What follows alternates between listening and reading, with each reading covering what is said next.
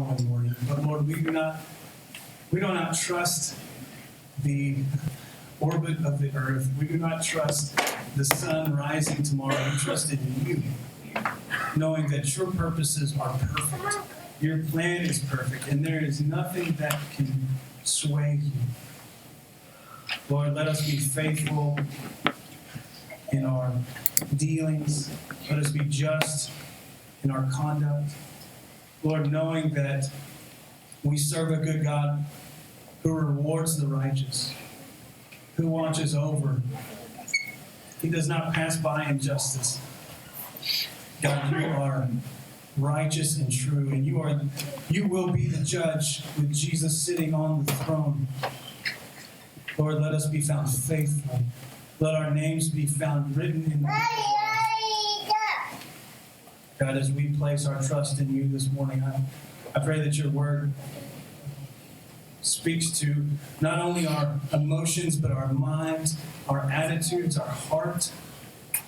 God, all of those things combined make us who we are, and I pray that we lay them all before you. Whether we have a scattered mind this morning or we have a scattered heart this morning, may you focus them under the microscope of your word, through the telescope of your word. Let us see you as you will be. And I pray for you this morning that you give him boldness. Lord, not from his own strength and his own might, but from your spirit that dwells within him. Father, we pray these things in the name of Jesus Christ. Amen. And may you see it.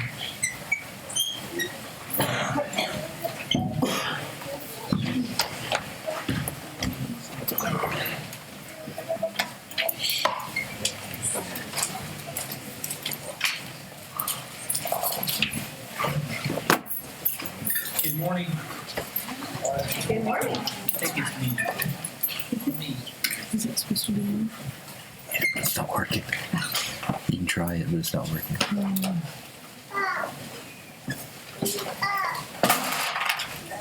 Oops.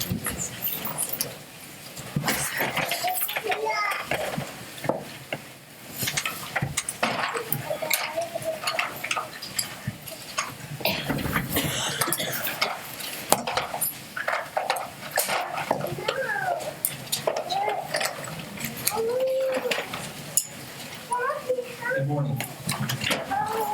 I should have looked to see if there was an actual switch. You switch it from mute to not mute, and there wasn't that switch. Well, if there was ever a day when we could have posted up at the front doors with masks and gloves and those things, today might have been the day, but I'm glad to be in the Lord's house with you this morning. If you have a Bible, please open to Genesis chapter 24. Genesis chapter 24.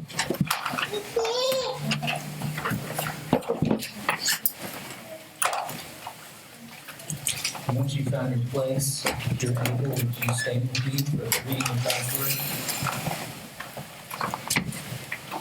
I'm just going to read a portion of the passage, the first 9 verses.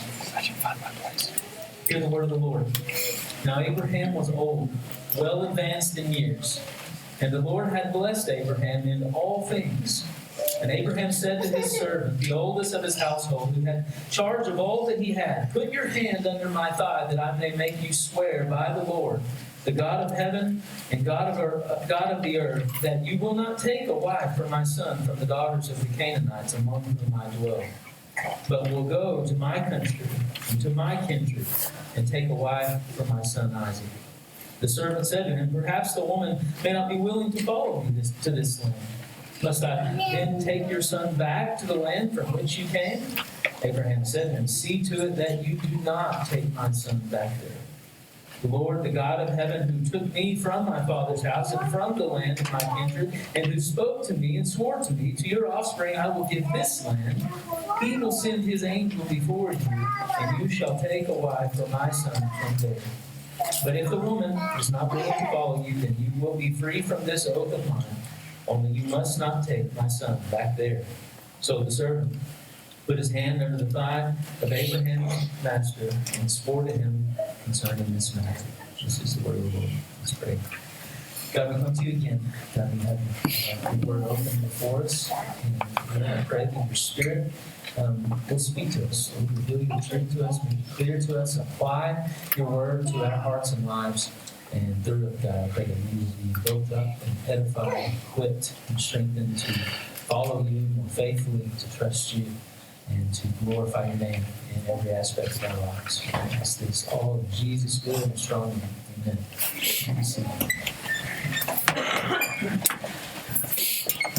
Well, last week, where we left off in Genesis chapter 22, if you've been reading through the story at all, you know that there we find a brief glimpse into what is to come in the Lord's plan. Just after the story of Abraham and Isaac on Mount Moriah that we looked at last week, we see that Abraham learns of his brother's children. So if you want to turn back a page or so, let's read the last few verses of Genesis chapter 22. It's verse 20 to verse 24.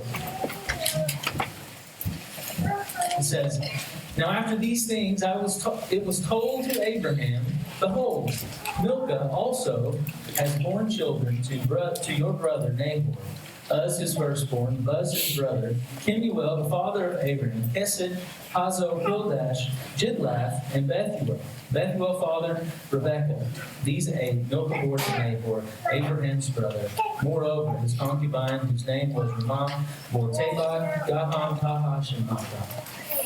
Interesting passage there. But do you see anything noteworthy there in just that little paragraph? Is there anything that you see that's noteworthy there besides the reminder not to rhyme the names of your kids? And you noticed Uz and Buzz, right? You noticed not as bad. Kemuel and Bethuel sound a little bit the same, but there's nothing like Uz and Buzz. But did you notice the rather inconspicuous parenthesis that's in verse 23? It says, Bethuel fathered Rebekah. That's all it says. But you see that in parenthesis, and we ought to ask, well, why is that there? And what we've seen throughout the book of Genesis, at least I hope you've noticed, is that throughout the book we find statements in parentheses that the author of the book, who we believe is Moses, has placed in the text to signal an event or a person's significance later in the story. It's parenthesis, hey, remember this person, remember this event, it's going to come up again. And what this parenthesis tells us is that the Lord has provided Isaac's wife, even though Isaac and Rebekah likely have no clue that one another exists at this point. God has made promises to, and He made a plan for Abraham and Isaac and their descendants, and that plan required that Isaac have a wife, and not just any woman, not just any wife, but Rebekah specifically. He hadn't named Rebekah, mentioned Rebekah by name in His promises, but this is who He intended. Remember that God not only predestines His plan, He also foreknows the people in that plan. Foreknows the people, not just what will happen. And here we see God working out His plan, arranging the details and events, and even the people according to that plan. And so you see that. Just taking note of this parenthesis here, the Lord's providence puts parentheses in our lives. The Lord's providence puts parentheses in our lives. As the routine events and happenings of our lives unfold just from day to day, we often miss details that later prove to be defining moments, very significant things. And we don't realize that until later. We look back on this, wow. For example, my wife and I, we grew up in the same small town together, but we basically grew up across the alley from one another. There was a vacant lot between our houses, essentially. And I vaguely remember, as we were growing up, playing basketball in a neighbor's driveway one day when she and her brother were there. And I remember seeing her and her brother playing out in the yard on occasion. But for the most part, Karen and I barely knew one another, barely even knew that one another existed because there were a few years between us in school. Neither of us nor our parents had any idea that we would grow up and marry one another and have children of our own. But the truth is that the Lord knew that. And in fact, He planned it. He oversaw every detail of it, and that's what His providence is. When He decrees whatsoever comes to pass, and then His providence is His working out of His decree. And so, in the history of Kara's and my lives, if there's a book, and I think Psalm 139:16 says that there ought to be a parenthesis somewhere in the chapter that tells the stories of our childhood. That these two, just they were playing out in the neighborhood. But the Bible says that God has determined our appointed times and the boundaries of our dwelling places, and also that all our steps in between are ultimately from Him. If you're God's child in Christ, you can know that God has done all His planning for you in love. All of His planning for you is in love. So nothing is without purpose. All things will work together for your ultimate good and for His glory.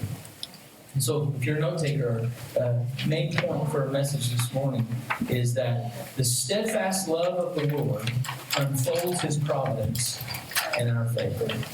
The steadfast love of the Lord unfolds His providence in our favor. In this story, we're going to see four movements in the story as it flows along that highlight how the Lord unfolded His providence in the lives of Isaac and Rebekah. And we'll also see how this story instructs us and encourages us as we seek to follow Christ in our lives as well. So to give just a bit more context, we're covering quite a bit of ground here in these next few sermons.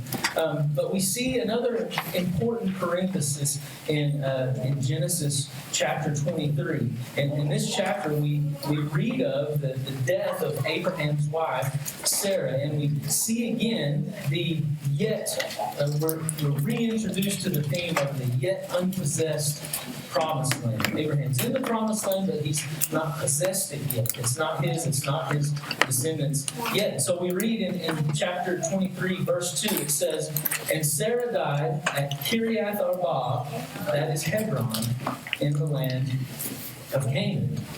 And so the mention of this location's future name in parentheses, that is Hebron, that signals significance to us. And after a long negotiation, Abraham buys a plot of land in Hebron to use as Sarah's burial place. And then, bookending the story in verse 19, we find another mention of Hebron, and it's in parentheses again, just like it was in verse 2. Hebron would be about 20 miles south of Jerusalem, on the way to Beersheba, where we've seen Abraham living at times. And it's near Mamre, if you remember that place, where the Lord made most of His covenant promises to Abraham. It's all, Hebron is that region. And then later Abraham, we'll see in the book of Genesis, that Abraham is going to be buried in this same place, on this plot of land, in Hebron, Kiriath Arba. And Isaac and his wife Rebekah, and then likewise Jacob and his wife Leah are going to be buried in this same place. And so Hebron represents the Lord's promises, and it functions like a down payment of what is to come. Or we might say that, in a sense, Abraham's purchase of this land, this piece of land, was the first step toward his descendants taking possession of the whole promised land.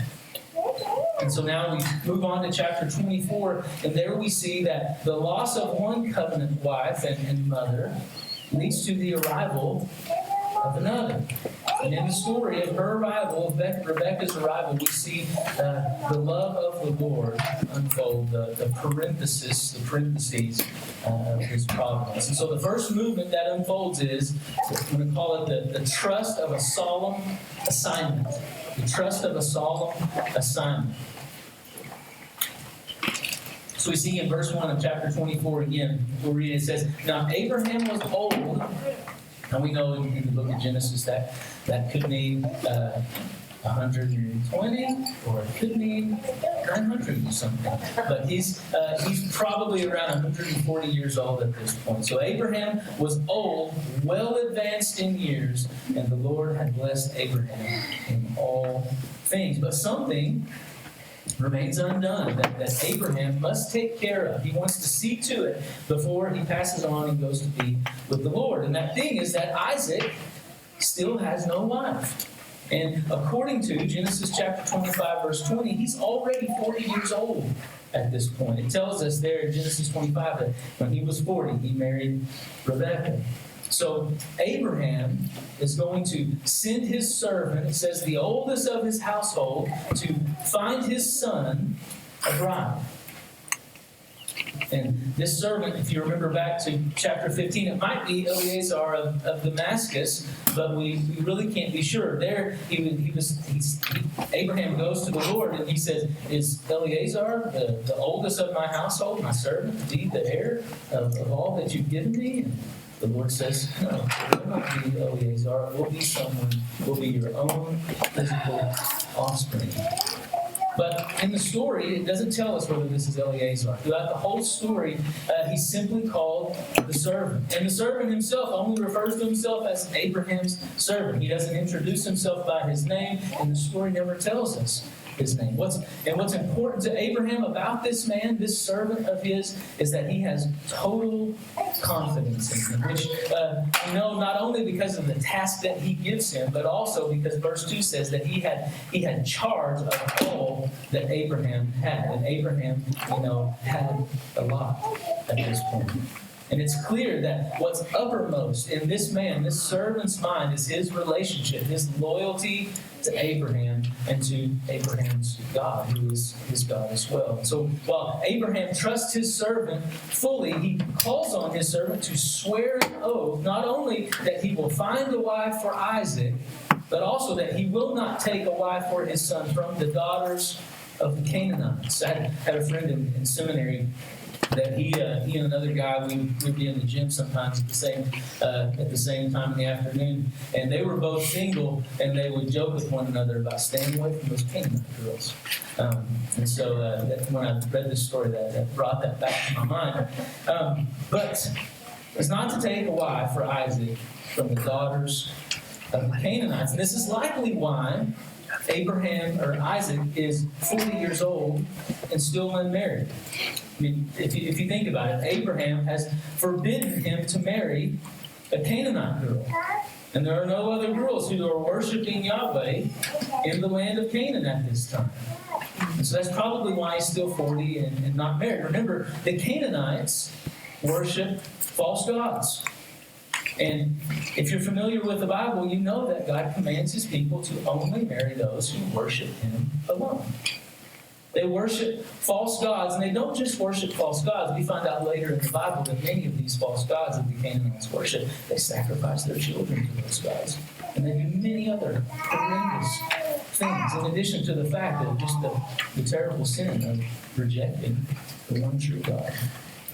So Abraham tells his servant in verse 4, "Go to my country and to my kindred and take a wife for my son Isaac." But simply desiring to make sure that he follows Abraham's wishes to the T, the servant thinks through his assignment, what he's going to do, where he's going to go, and he raises the most obvious difficulty, the logical question that he asks: what if the girl won't come?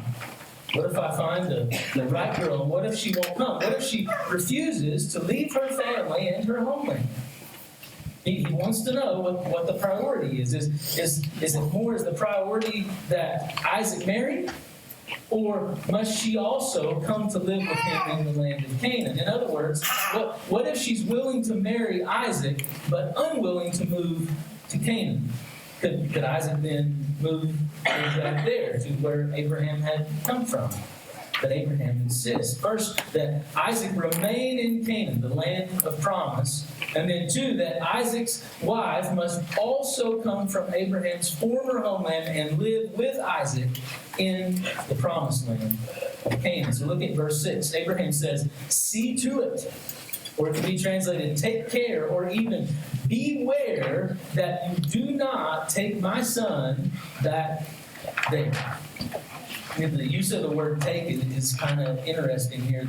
There are two different Hebrew words that are used for "take" in verses 5 through 8. The servant is not to take or return or bring back Isaac to Ur of the Chaldeans. Instead, as the Lord took Abraham from there, the servant is to take Isaac's wife from there. I think that's pretty interesting. Remembering that the Lord's that the Lord, Abraham's master's plan, requires him to leave his home country, his kin, and his father's house. Abraham knew that Isaac had to remain in the land into which the Lord had brought them, the land that the Lord had promised to give their descendants. And so Abraham is confident in the Lord's plan. He's confident in the Lord's provision. And he quotes verbatim what the Lord promised to him and his children in chapter 12, verse 7. He says, "To your offspring I will give this land." Abraham's confident. He's holding on to that. God is never inconsistent. We should remember that. God's always consistent, and he will in no way jeopardize or compromise his plan for any of our circumstances. He rules over circumstances. So if you remember from Genesis 22, Abraham reminds his servant that the Lord had not simply promised the land to Abraham and his descendants, he swore it. You remember that from last week? He says, "I swear by myself." That's what the Lord said to Abraham. And he confirms this with an oath, this promise that he's made. And interestingly, we'll see later on that Rebekah's family will partly quote the Lord's oath to Abraham. This almost exactly what the Lord had said to Abraham after he had been rescued from sacrificing Isaac. And then also, in the second part of verse 7, notice Abraham's trust in God's providence. He says, he will send his angel before you.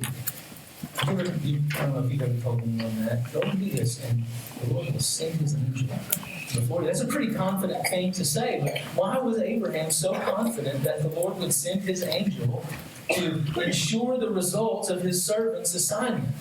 Well, it was likely because the Lord had already shown his care for Abraham and his family in this way. Numerous times we see it. He would send his angel to speak to Abraham. He would send his angel ahead of him. He even sent his angels to Sodom and Gomorrah to rescue Lot and his family before they destroyed it. And then we see the angel of the Lord come to Abraham again when he's on the mountain with Isaac and stop Abraham from sacrificing Isaac and then reaffirming the Lord's promises to him. So Abraham, this is not surprising. This is how the Lord is overseeing his plan already, so he trusts that the Lord will do it again. And also, maybe even more foundational to that is the fact that Abraham is absolutely certain that the Lord will keep his covenant promises to him. He's done so already. But to relieve his servant's concern, Abraham says that if somehow the young woman will not come to Canaan, the servant is free from his oath to Abraham, but under no circumstances is he to try to salvage the situation, take the situation into his own hands by taking Isaac back to her. And then we see in verse 9 that the servant takes the oath and swears his faithfulness to Abraham. And so, friends, the Lord has entrusted us. We see the servant has this solemn assignment here. He's entrusted with it. And if we look at our lives, it's true that the Lord has entrusted us with solemn assignments as well. As a church, individually, and then us as the global church, the Lord has entrusted us with the Great Commission to make disciples of all nations. And us as individual believers and as couples, He's entrusted us with the assignment of marriage. He's given us commands and instructions about this and told us the purpose of marriage. He's given us a solemn assignment, the raising of our children. And children, He's given you the solemn assignment of obeying your parents and learning from them. He's given us the solemn assignment of representing Christ and standing for righteousness in the world and pursuing holiness so that the world sees Christ in us. And we could go on and we can list lots of assignments that the Lord has given us. But our only trustworthy and fail-proof guide in all of these assignments is His Word, in which He tells us His will and gives us His perfect instructions, and His commands, and His promises. And while the Lord doesn't spell out every detail of our lives and what tells us what's going to happen to us as His servants, we can know that the Lord goes before us. Whether He sends an angel, I don't know. We know that the Lord goes before us. And we know that as parents, it's comforting to us and reassuring to us, at least it ought to be, that the Lord goes before our children as well. We can entrust our children to the Lord as we seek to faithfully raise them in His ways. The Lord can be trusted with our futures. And the Lord can be trusted with our children's futures as well. Because you can trust God with your children's futures. Then you can trust Him in the meantime by obeying God and keeping His commands and following the instructions that He has designed to shape your children and to get them where He's taking them. That's part of what God is doing through you in raising your children in the instruction, the discipline, the admonition of the Lord, is that He's going to use that to get them where He wants them to go. You're part of the means of that. But then we can say the same is true for every area of our lives. Just as Abraham gave his servant these instructions, here is what I want you to do. The Lord is going to see to it. The Lord tells us, here is what I want you to do. And I will be with you. I will go before you. Trust in me. I will strengthen your faith. And I will give you all that you need for life and for godliness. So this is what Abraham's servant does. And next we see that taking up his assignment, he has also the hope of a divine appointment. You know, we hear of divine appointments. You meet somebody, and it seems just by coincidence, but we know there's providences and no coincidences. He has divine appointments for us. And so we'll see them here in this text. Look at verse 10 in chapter 24. It says, then the servant took 10 of his master's camels and departed, taking all sorts of choice gifts from his master. And he arose and went to Mesopotamia, to the city of Nahor. And he made the camels kneel down outside the city by the well of water at the time of evening, and the time when women go out to draw water. And he said, O Lord, God of my master Abraham, please grant me success today and show steadfast love to my master Abraham. Behold, I am standing by the spring of water, and the daughters of the men of the city are coming out to draw water. Let the young woman to whom I shall say, please let down your jar that I may drink, and who shall say, drink, and I will water your camels. Let her be the one whom you have appointed for your servant Isaac. By this I shall know that you have shown steadfast love to my master. So the servant takes the journey, and the 10 camels and all sorts of choice gifts that he takes, that signals to us Abraham's wealth, and also that Abraham, does all that is appropriate and all that is within his power to see that the Lord's will is accomplished. He trusts the Lord to send His angel before His servant, but He also sends His servant prepared with large gifts to present to the family of the bride-to-be. I think that's significant to point out. He trusts the Lord to go before Him. He trusts the Lord to work this out, but He also does all that is within His power and all that is appropriate for Him, all that is necessary for Him to do His part. And we should do the same. The Lord gives us commands. The Lord tells us what to do.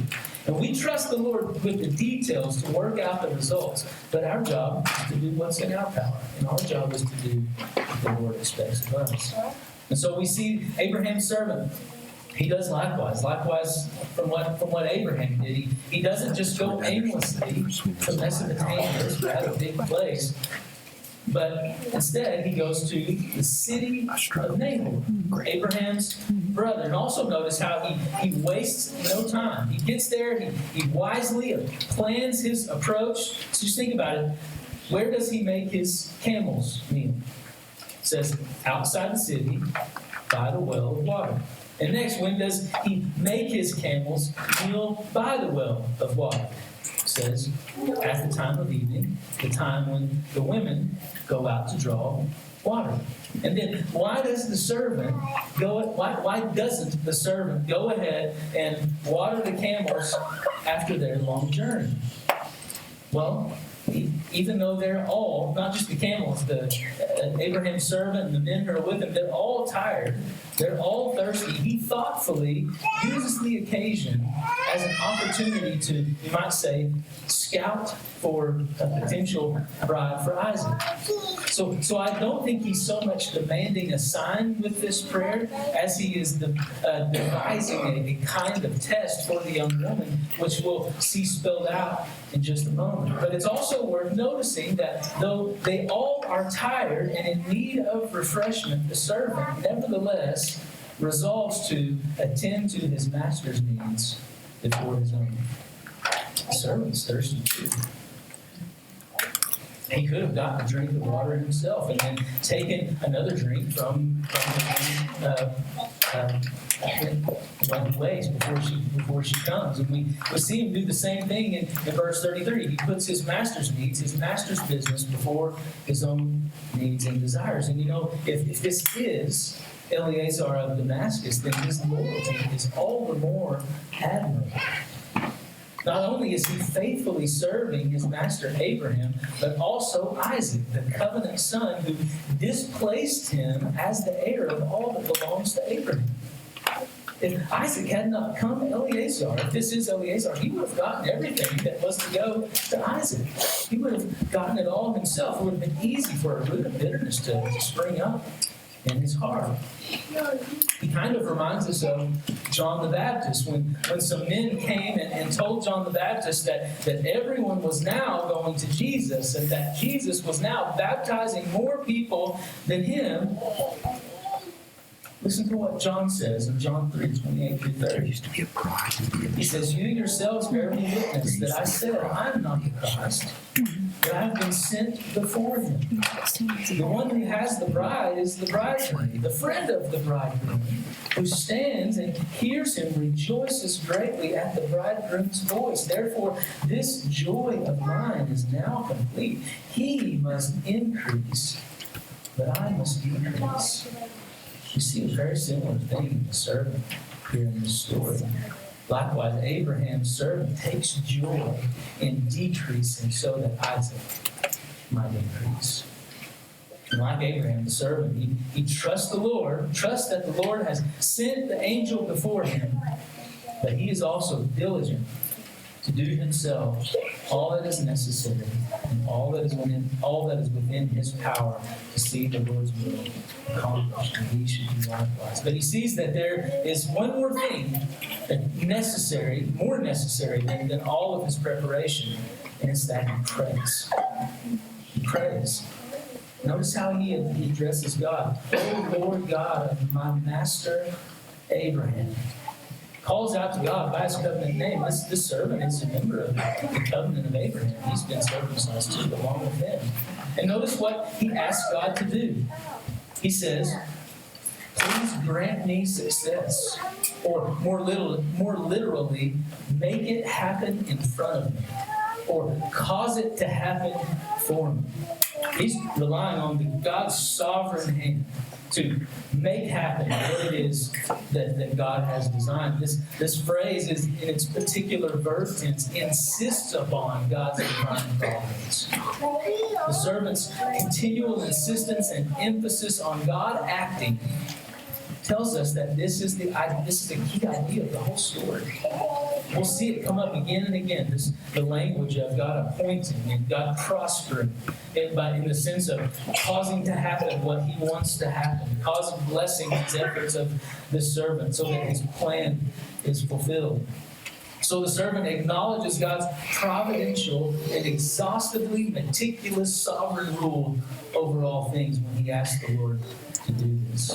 But then, on what else does he base his request? So what does the servant appeal for this request? He knows that God is sovereign, but he appeals to the Lord's steadfast love for Abraham.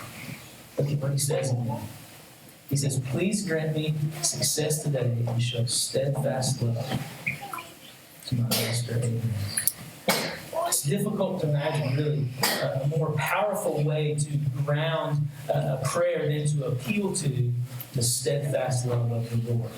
In the theology of the Old Testament, this word often refers to an aspect of God's character that He expresses in His covenant, in His covenant relationship with His people.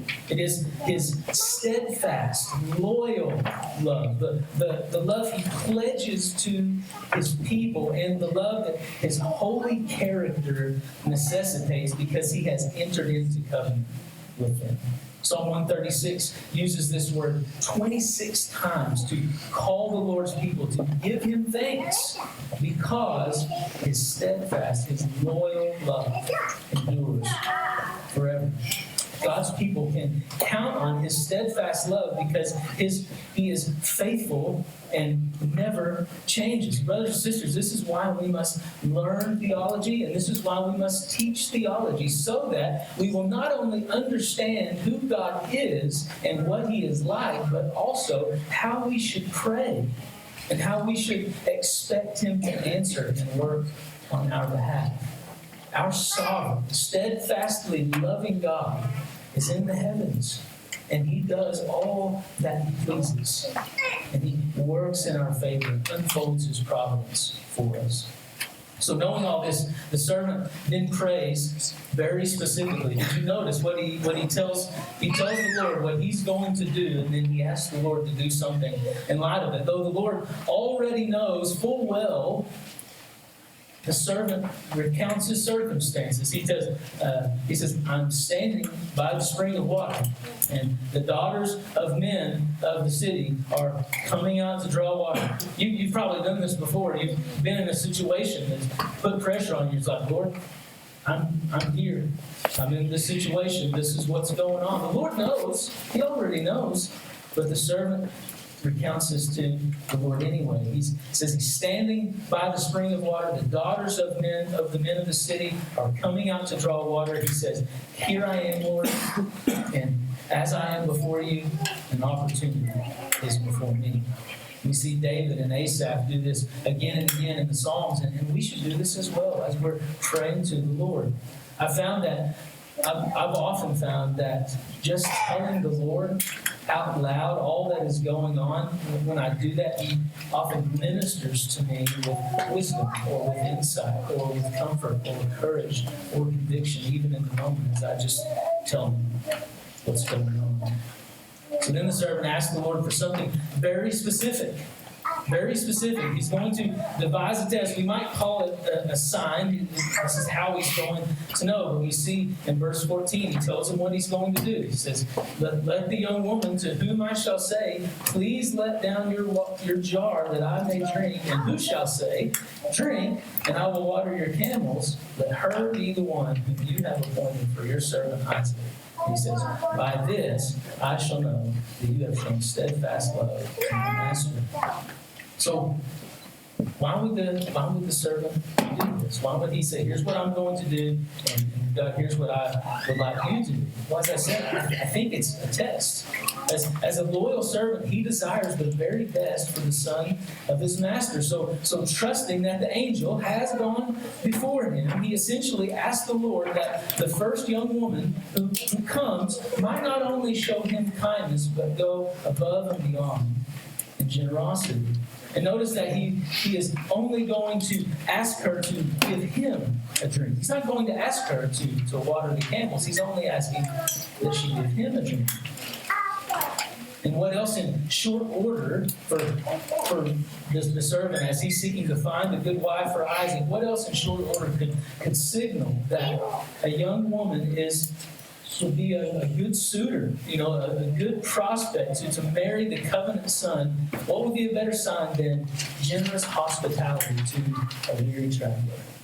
That's what we see here. And it would have to be generous hospitality too, wouldn't it? Because remember, how many camels had the servant brought? 10 camels. And if you've seen camels, they're big. They drink lots of water. They have to, because they go days and days and days without drinking anything. So this would require far more than mere common courtesy from this young man. I think this is wise of him to do this. The servant will know that the girl who passes this test is certainly the one appointed or chosen for Isaac. And this is how God will make his will known to serve him. It counts. Well, we have to ask, should we pray this I way? want you to water my camels. Should we? God, I'm going to do this. And if this happens, then I know that this is what you want me to do. It's like a search and find. I don't know that we should do exactly that. We shouldn't tell God what we're going to do and then tell him how he needs to respond. This servant bases his request on what he knew of God. And he bases his request on how God had accomplished his plan in the past. We shouldn't devise signs for the Lord to perform for us. We should know what God is like. And we should know what God can do. We should know what he commands and what he says in his word is good and right, and then pray and plan according to that. He based his request on what he knew was pleasing to the Lord. What a good, solid, God-honoring wife would be like. She would be generous and hospitable. He based his request on what he knew was pleasing to the Lord. 1 John 5:14 and 15 say, "This is the confidence that we have toward him, that if we ask anything according to his will, he hears us. And if we know that he hears us, because we pray according to his will, then whatever we ask, we know that we have the request that we have asked for him. Because we've asked for his will. We've asked for what we know he wants." And this is the idea behind the memory verse on the front of your worship guides this morning. Providentially chosen, by the way. We get our memory verses for the front of our worship guides from the fighter verses from Desiring God. This was just the one that was up for this morning. John 15:7, "If you abide in me, and my words abide in you, ask whatever you wish, and it will be done for you." That sounds like a dangerous verse, doesn't it? But God isn't a genie in a bottle who grants all our wishes. No, he's the Lord of the universe who grants whatever he wishes. Genie in the bottle's the soul. And he's kindly told us what he wishes in his word, which is why we must make every effort to our dying breath to be familiar, to know God's word. So while the servant's prayers, it's not necessarily a model prayer for us in every respect, we can nevertheless trust that the Lord's working out of the details of our lives is every bit as precise. John Flavel, the Puritan, said, "The expression imports the universal interest," the expression providence, imports the universal interest and influence of providence in and upon all the concerns and interests of the same. It not only has its hand in this or that, but in all that concerns them. His eye is upon everything that relates to them throughout their lives, from first to last. Not only the great and more important, but the most minute and ordinary affairs of our lives are transacted and managed by Providence. It touches all things that touch us, whether more nearly or more remotely. So verse 14, the servant prays and he says, let the girl that I asked for a drink, and then she not only gives me a drink, but waters all 10 of my camels. Let her be the one you have appointed for your son Isaac. Let her be the one who you have appointed, the one who you have chosen, the one who you have decided is right for my son. Isaac. So he begins and ends his prayer in the same way with an appeal to the Lord's steadfast love for Abraham. And we should do the same. We should appeal to the Lord on the basis of his steadfast love. The Lord's promises flow from his character, and his promises ensure their fulfillment. Brother, sister, if you are in Christ, rest assured that you have the steadfast love of the Lord in all your dealings, whether in your faithfulness or in your failings, in your sin. You have the steadfast love of the Lord. In our failings, his steadfast love comes to us in the form of discipline and correction. But in his faithfulness, he gives us all that we need for life and for godliness. That doesn't mean that we have everything that we want necessarily, but his steadfast love provides all that we need so that we can live according to his plan. And so how does the Lord answer? We'll have to pick up speed here. How does the Lord answer? Well, the next thing we see is the work of a blessed arrangement. We'll read the next few verses. Excuse me, and then we'll have to summarize the rest. It says, notice in verse 15, it says, before he had finished speaking. Isn't that incredible? So the servant's praying, and it says, before he had finished speaking, the Lord interrupts his prayer. Before he had finished speaking, behold, Rebekah, who was born to Bethuel, the son of Milcah, the wife of Nahor, Abraham's brother, came out with her water jar on her shoulder. The young woman was very attractive in appearance, a maiden whom no man had known. She went down to the spring and filled her jar and came up. And the servant ran to meet her and said, please give me a little water to drink from the jar. She said, drink, my lord. And she quickly let down her jar upon her hand and gave him a drink. When she had finished giving him a drink, she said, I will draw water for your camels also until they have finished drinking. So she quickly emptied her jar into the trough and ran again to the well to draw water. And she drew for all his camels. The man gazed at her in silence, wondering whether the Lord had prospered his journey or not. So the Lord answers his prayer exactly as he had prayed. The servant asks for a drink, she gives him a drink. And then also, just as he had prayed, offers to water all his camels as well. This young woman shows that reveals her character in the action there, but also reveals the kindness of the Lord in the woman that he's providing for his son Isaac.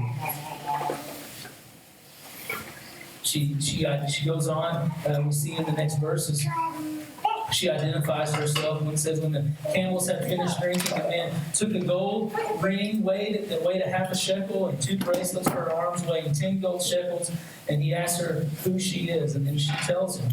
And surprise, maybe not a surprise to the servant, she is the son of Bethuel, Nahor's son. The servant has found a great candidate for Isaac to be his wife. She's of Abraham's people. She's not from anywhere else. And you can only imagine the excitement in the servant's heart as he gazed at her in silence to learn whether the Lord had prospered his journey. He was waiting to see whether or not she was actually from that place and was of Abraham's people. This is all according to the steadfast love and faithfulness of God. We see verse 26, the man in response to what has just happened, the answering of his prayer says, verse 26, the man bowed his head and worshiped the Lord and said, blessed be the Lord, the God of my master Abraham, who has not forsaken his steadfast love and his faithfulness toward my master. As for me, the Lord has led me in the way to the house of my master's kinsman. The Lord has led me. He's trusting. He knows that God has led him. And we see in verse 28 that Rebekah runs home to tell her family. So, just by way of application, do we underestimate and even doubt the Lord's steadfast love for us? Yeah. Do you ever feel that you have to twist his arm for an answer to your prayer, that you have to persuade him or even beg him to get an answer from him? And so sometimes I do, but when I think of God in that way, I wrongly mischaracterize him. Martin Luther said that prayer is not overcoming God's reluctance, but laying hold of His willingness. You might think, Corey, that has not been my experience in my life. The Lord always seems reluctant to answer me. Well, a number of things might be in play there, such as the possibility that we aren't praying wisely according to His I think more will, often than not. according to His commands, or simply asking for something that's contrary to His greater plan. Right. But also we need to consider that perhaps we're finding the Lord reluctant to answer because we do not really trust that He's will. We doubt His care, we doubt His care for us. And I confess that I struggle with that. My friends, if we want our children to trust that we love them, that we have steadfast love for them, and want to give them what is truly good and best for them, then how much more should we believe that our Heavenly Father wants the same from us? He wants us to trust that He really loves us. Because of His Son, Jesus, He loves us as He has loved His Son. He has treated Jesus as though Jesus lived our lives. And He treats us as though we have lived Jesus's. He loves us, and we can go to Him in that way. So we see next that the servant's welcome. The servant retells everything that's transpired. He retells the story basically word for word. He emphasizes over and over again how the Lord had prospered his way and answered his prayer and done everything that was necessary to bring him to that table in that house, to sit before him, to seek to have Rebekah come with him as Isaac's wife. And so we see in verse 50, skipping ahead, it says, after he's told them all of this, told them of what the Lord has done, and the servant appeals to the family, and he says, now then, if you are going to show steadfast love and faithfulness to my master, tell me. And if not, tell me, that I may turn to the right hand or to the left. And it says in verse 50, then Laban and Bethuel, that's his dad, that's her dad, answered and said, the thing has come from the Lord. We cannot speak to you, bad or good. Behold, Rebekah is before you. Take her and go, and let her be the wife of your master's son, as the Lord has spoken. So we can't speak good or bad. That's Gideon for saying that we can't contradict anything you say. This is from the Lord, and she should go. And she should go with you. And we see in the next verses, because of their love for their daughter, their sister, they want to hold on to her. They ask, can she stay with us just a little bit longer, just a few more days? The servant insists, no, we need to go right now. He says, I'm a servant. I'm here on business. This isn't a mini vacation for me.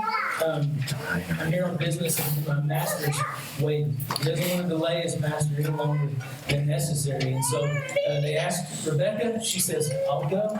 They sent her, and then we see in verse 60, it says, and they blessed Rebekah and said to her, our sister, may you become thousands of 10,000s, and may your offspring possess the gate of those who hate you. And Rebekah, the young woman arose and rode on the camels and followed the men.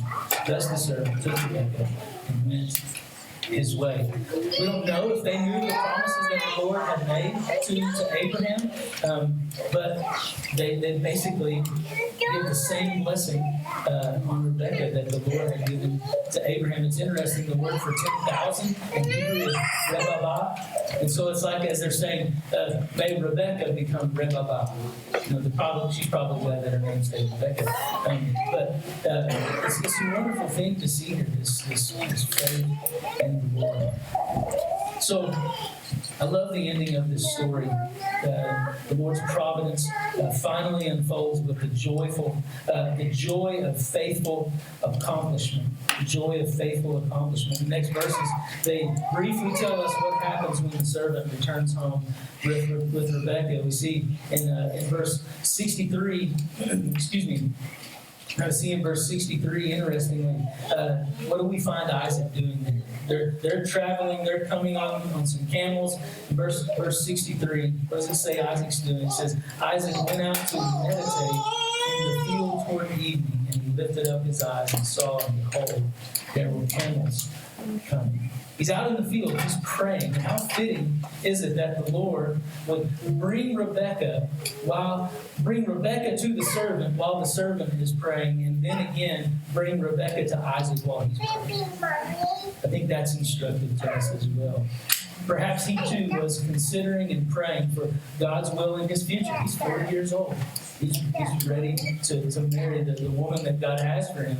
He's praying for the Lord's will in his future, maybe even praying over the servant and hopefully his wife's safe journey back home. And then the very next thing that happens is that we see, it says, and he lifted up his eyes and saw, and behold, there were camels coming. And he says, almost like a romance movie. Rebekah lifted up her eyes, and when she saw Isaac, she dismounted from the camel. I'd love to see that in a romance movie. Dismounted from the camel.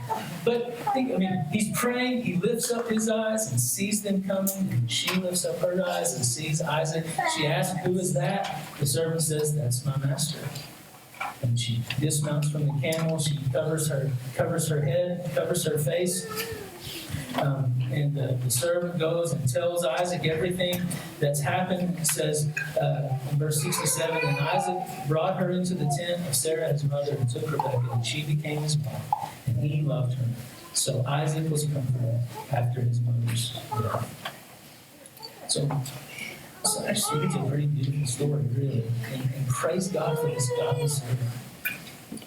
Later in the days of Exodus, the angel of the Lord would lead Israel visibly with a cloud and fire. But as Jesus said, blessed are those who have not seen and yet believe. Abraham's servant is proof of the Spirit's invisible presence and power, supernaturally giving spiritual life to people and transforming them and then involving them in his plan. He hadn't seen, but he believes. This man was brought into the Lord's covenant with Abraham by being brought into Abraham's household. He wasn't of Abraham's physical seed, but this man of faith, though not a physical son of Abraham, had become a spiritual son of Abraham because he shared the faith of Abraham. Though he may not have qualified as the promised covenantal son, he was nevertheless one of the promised spiritual offspring of Abraham. Galatians 3:7 says that it is those of faith who are sons of Abraham. He's going to find a wife for the son of Abraham. And you would think that he's just a servant, but that's not true. He has faith, the faith of Abraham, and that makes him a son of Abraham. He was a forerunner of countless other Gentiles like us who would become children of Abraham by faith in the Messiah, the great coming son of Abraham. He was among the first to enjoy the fulfillment of the Lord's promise that all nations would be blessed through him. And so next we see, just in closing, Abraham, we see his death in chapter 25. We see the birth of Esau and Jacob. And then in chapter 26, the first 5 verses, the Lord renews his covenant with Isaac, promises his blessing to him. And this wouldn't have happened. I mean, this hinged on, not ultimately because we know the Lord oversees his plan, but he used this faithful servant to bring about his plan. And so we can, in closing, just make a few things of this. We can trust that because we are sons of Abraham, because we have the faith of Abraham, we can trust that the Lord's hand is every bit as much involved in the details and events of our lives as well. The steadfast love of the Lord unfolds his providence, and he unfolds it in our favor. It says, Romans chapter 8 says that he causes all things to work together for the good of those who love him. Ephesians chapter 1, verse 11 says that he works all things according to the counsel of his will. So his providence, it applies to, it's effective for not just major global happenings of the world, but to the details of our lives as well, who we marry and where we live. It says Psalm 57, verse 1 and 2 says that he performs everything for us. It says he performs and fulfills his purpose for us. And if we look carefully and pay attention, when we look back on stories of our lives, even now as we look back in the future, if we look back, we'll be able to insert countless parentheses to mark events and details that later proved to be evil. In the parentheses, they can be good or they can be bad. The Lord plans with our sin in mind too, and disciplines and corrects us accordingly. But perhaps you're in a parenthesis right now. Maybe you even know what it is. The question is, will you trust and obey the Lord? Will you rest in His providential care? Will you trust that He's going to unfold His providence and do so in your favor, even if it's difficult, because it might be. Remember that nothing is significant. Rest assured that God has a point to all the things that may seem pointless in our lives. Thomas Watson said, as God makes use of all the seasons of the year, frost and heat, to produce the harvest, so also prosperous and adverse providences are for the promoting of the work of holiness in the soul. That's His purpose for us, is to conform us to the image of His Son. And in doing that, to involve Him in His grand, greater, global plan to bring Him glory by bringing in more sons and daughters. Let's pray together. Lord, I thank You for this time today. I thank You for the story. And I thank You for my brothers and sisters, His children here this morning. Lord, as we consider our lives and we consider You, what Your word says, I pray that where our faith is lacking, You would strengthen it. Lord, where we are in need of Your direction, we would seek it from Your face and seek it in Your word. Lord, where we need provision, we would trust You for it, knowing, Lord, that You have given us Your steadfast love and that we can count on You. You hold our sin against us and we repent toward You and restore us, You reconcile us. We thank You for that. Lord, as we go from this place, please watch over our families. Please guide us and guide us. Please follow us in Jesus' name.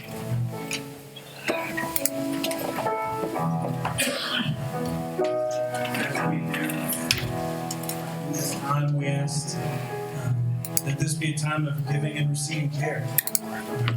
This is not about the songs that we sing up here, but it's about responding to the Word. So if you need prayer this morning, please reach out to a neighbor.